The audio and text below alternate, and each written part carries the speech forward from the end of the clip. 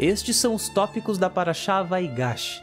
Yehudá enfrenta Yosef, e Yosef revela a sua identidade. Faraó e Yosef enviam presentes para Yaakov. Yaakov vai para o Egito com a sua família. As 70 almas que desceram ao Egito. Yaakov se reencontra com Yosef. Faraó se encontra com a família de Yosef. E Yosef adquire a terra do Egito para o faraó.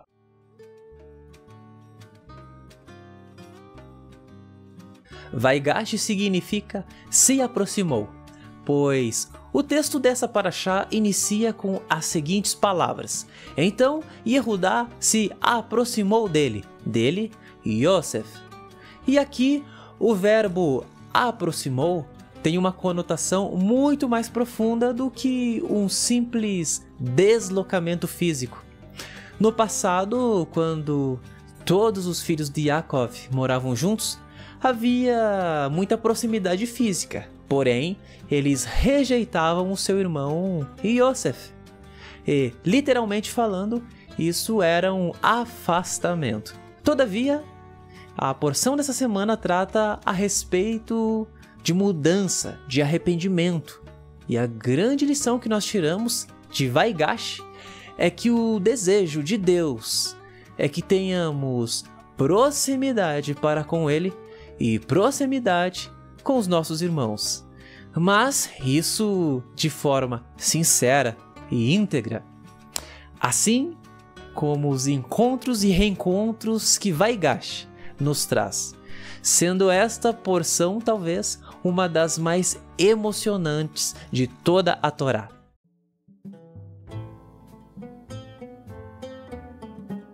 Então Yehudá se aproximou dele, Vaigash. Estas palavras descrevem uma ação ocorrida em 3 mundos diferentes. Primeiro, a realidade percebida. Segundo, a realidade. E terceiro, a realidade mística. No primeiro, a realidade percebida, Yehudá se aproximou do vice-rei do Egito, que era capaz de decidir o seu futuro e o de sua família inteira. Já no segundo, a realidade em si, era que o vice-rei era nada mais nada menos do que o próprio Yosef, irmão de Yehudá. E o terceiro, a realidade mística. O ato de Yehudá de se aproximar de Yosef representa a aproximação de uma pessoa que se achega a Deus em oração com techuvá e arrependimento para uma mudança de vida.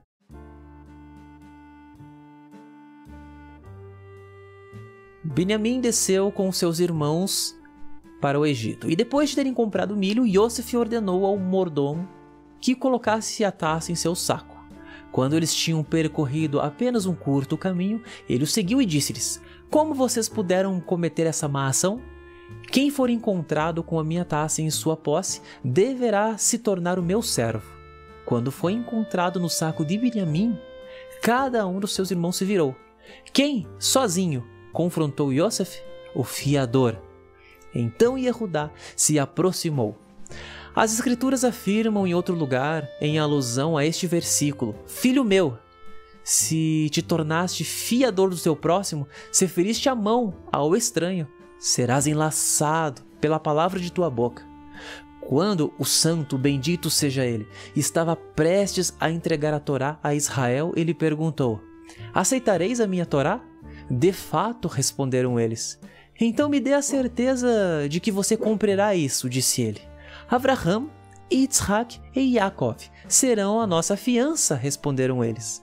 Ao que o Eterno respondeu: Seus patriarcas exigiram fiadores para si mesmos, visto que Avraham disse: Como saberei que o herdarei? Enquanto Isaac amava aquele que o odiava, como está escrito: Mas Esaú eu odeio. E Jacó declarou: Meu caminho será escondido do Senhor. Então os nossos filhos serão os fiadores, eles exclamaram. O santo, bendito seja ele, imediatamente os aceitou como fiança e deu a Torá a Israel, como está dito: Da boca dos pequeninos e das crianças de peito você encontrou força. Portanto, sempre que Israel negligencia a Torá, o santo, bendito seja ele, exige punição dos fiadores, como é dito: Tu esqueceste a lei, também me esquecerei dos teus filhos.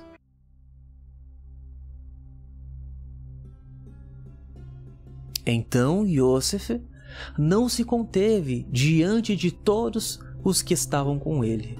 Ele, o Eterno, distribuiu gratuitamente, deu aos pobres. A sua justiça dura para sempre. Seu chifre será sempre exaltado com honra.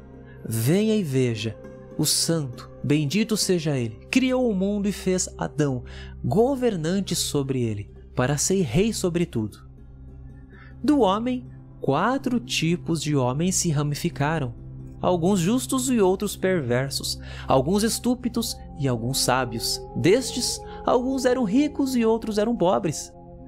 Eles podem trazer mérito e benefício uns para os outros. Os justos podem beneficiar os ímpios, fazendo-os arrepender-se de seus pecados. O sábio pode beneficiar o tolo, ensinando-lhe o sentido. Os ricos podem beneficiar os pobres, apoiando-os nas suas necessidades. Portanto, leia a Escritura. Ele distribuiu gratuitamente, deu aos pobres. Além disso, essa caridade que ele dispensa permanece para sempre.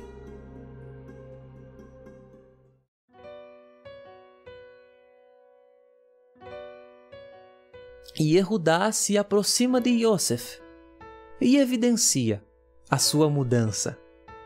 De fato, Yehudá já não era mais o mesmo. E nós podemos então dizer que ele se converteu. E o que evidencia a conversão, o arrependimento e a mudança de Yehudá? A sua disposição em se entregar, anulando a sua própria vida.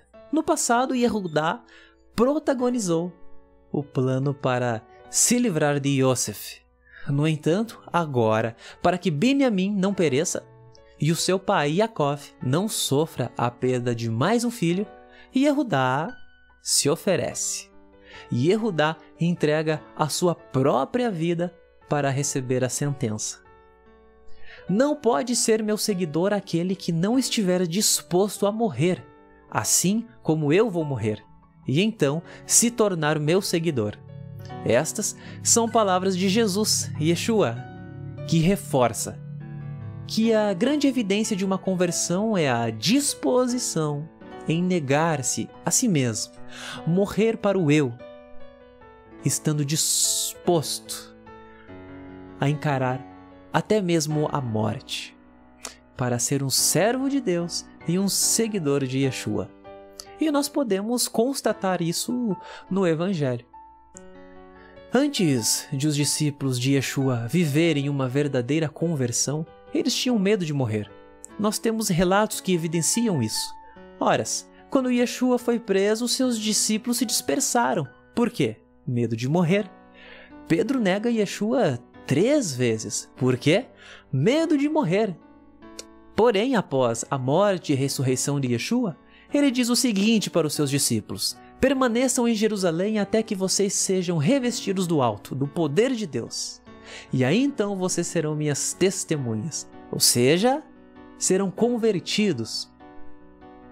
E depois dessa promessa cumprida, depois do cumprimento de Shavuot, ou Pentecostes, o recebimento do Espírito de Deus, nós vemos uma disposição nova em todos os discípulos de Yeshua. E que disposição era essa? Ir até as últimas consequências, para seguir Yeshua e levarem a mensagem do reino de Deus. E de fato, sofreram muitas perseguições e mortes terríveis. Que nós possamos estar dispostos a morrer.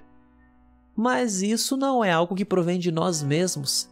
Temos que olhar para Yeshua, Jesus, e pedir que o Espírito de Deus venha sobre nós e assim tenhamos a verdadeira conversão que nos traz uma disposição a entregar 100% das nossas vidas em prol do reino de Deus.